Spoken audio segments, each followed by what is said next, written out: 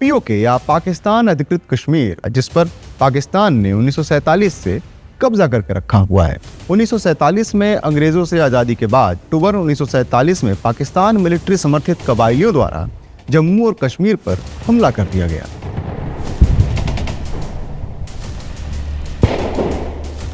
लेकिन जब तक जनवरी 1949 को संयुक्त राष्ट्र सीज फायर की घोषणा करता, तब तक पाकिस्तान ने जम्मू और कश्मीर के एक बड़े हिस्से को कब्जा कर लिया था।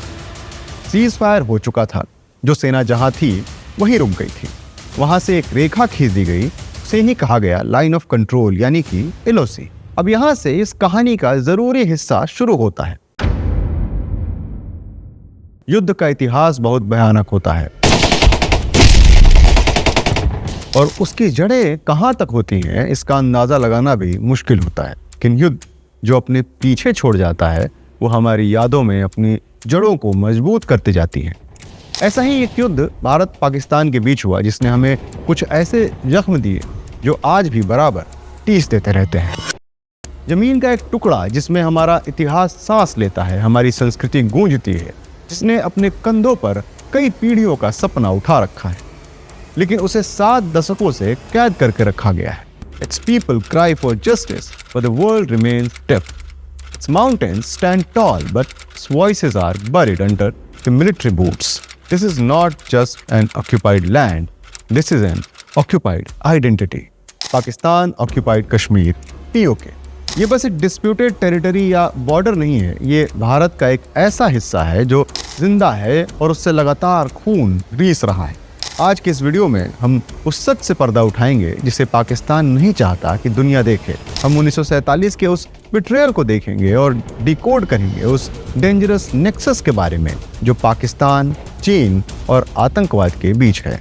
लेकिन सबसे पहले ये समझते हैं कि पीओके है क्या।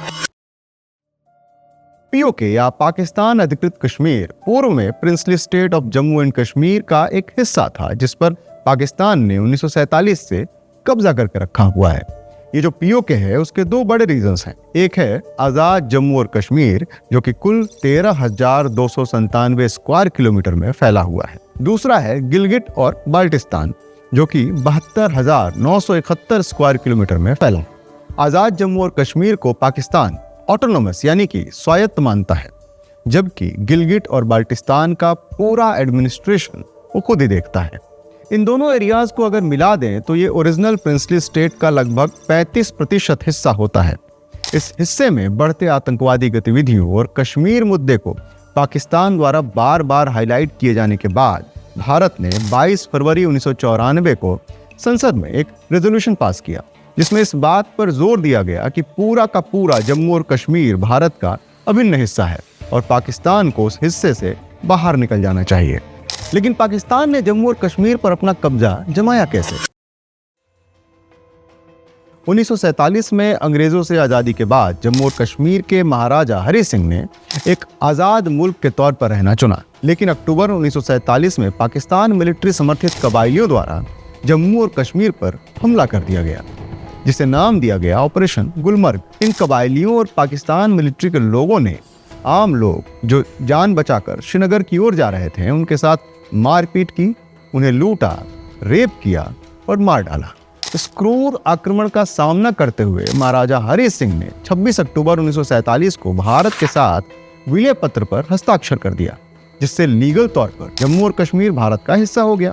उसके बाद भारतीय सेना को एयरलिफ्ट करके अफेक्टेड एरियाज में पहुंचाया गया, जिसने समय रहते दुश्मन को पीछे ढकेला। लेकिन जब तक जनवरी 1949 को संयुक्त राष्ट्र सीज फायर की घोषणा करता, तब तक पाकिस्तान ने जम्मू और कश्मीर के एक बड़े हिस्से को कब्जा कर लिया था। सीज फायर हो चुका था, जो सेना जहां थी वहीं रुक गई थी। वहां से एक रेखा खींच दी गई, उसे ही कहा गया लाइन ऑफ कंट्रोल यानी कि एलओसी। अब यहां से इस कहानी का जरूरी हिस्सा शुरू होता है।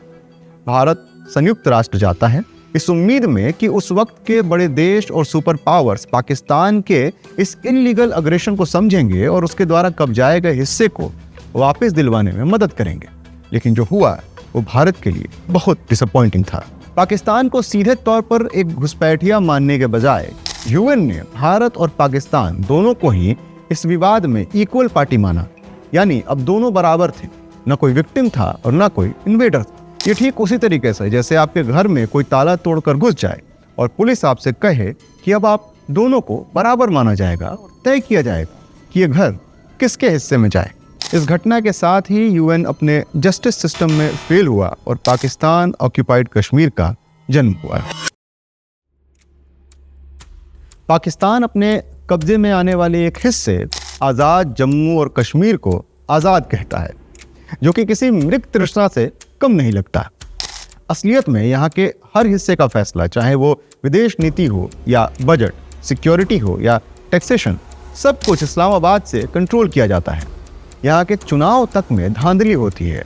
यहाँ के लोग पाकिस्तान के सरकार से सवाल नहीं कर सकते, यहाँ तक कि वो अपनी आज़ादी की बात भी नहीं कर सकते। गिलगिट और बाल्टिस्तान की स्थिति तो और भी बुरी है। ये हिस्सा पाकिस्तान के संविधान में ही नहीं है। यहाँ के लोगों को वोट देने तक का अधिकार नहीं है।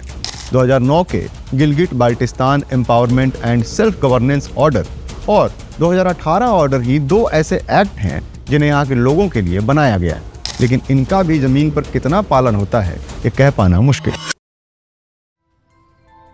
अब समझते हैं कि इतनी बड़ी और लंबी लड़ाई है क्यों, आखिर पीओके इतना जरूरी क्यों है।